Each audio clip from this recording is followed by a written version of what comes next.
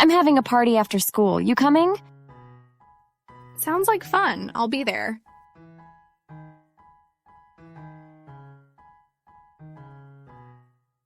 Let's take a selfie. Give me 1 sec.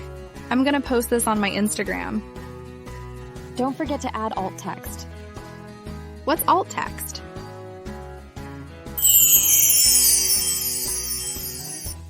Alt text is a short written description that explains what an image is for visually impaired readers and viewers.